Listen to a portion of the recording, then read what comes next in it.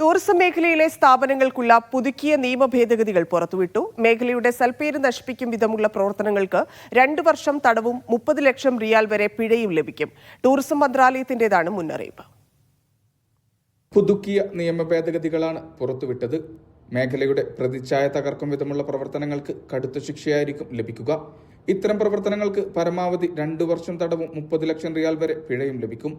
കുറ്റകൃത്യങ്ങളായി കണക്കാക്കപ്പെടുന്ന പ്രവർത്തനങ്ങൾ ഇവയെല്ലാമാണ്: വിനോദസഞ്ചാര കേന്ദ്രങ്ങളുമായി ബന്ധപ്പെട്ട വസ്തുക്കൾ നശിപ്പിക്കുകയോ കേടുപാട് വരുത്തുകയോ ചെയ്യുക, വിനോദ കേന്ദ്രങ്ങളുടെ മൂല്യം നഷ്ടപ്പെടുത്തുന്ന പ്രവർത്തനങ്ങൾ, ടൂറിസത്തെ അവഹേളിക്കുന്ന പ്രവൃത്തികൾ, ലൈസൻസ് ഇല്ലാതെ ടൂറിസം സേവനങ്ങൾ നൽകൽ തുടങ്ങിയവ നിയമലംഘനമായി കണക്കാക്കും. ടൂറിസം മന്ത്രാലയത്തിലെ ഇൻസ്പെക്ടർമാർക്കുള്ള ക്രിമിനൽ അന്വേഷണാധികാരം നൽകൽ, പരാതികൾ സ്വീകരിക്കാനുള്ള അധികാരം, സ്ഥാപനത്തിലെ ജീവനക്കാരെ ചോദ്യം ചെയ്യാനുള്ള അവകാശം, നിയമലംഘനത്തിന് ഉപയോഗിച്ചതായി സംശയിക്കുന്ന വസ്തുക്കൾ പിടിച്ചെടുക്കൽ എന്നിവയ്ക്കുള്ള അധികാരവും പുതിയ ഭേദഗതിയിൽ ഉൾപ്പെടും. Mishal Cherpulassery, media 1, Riyadh.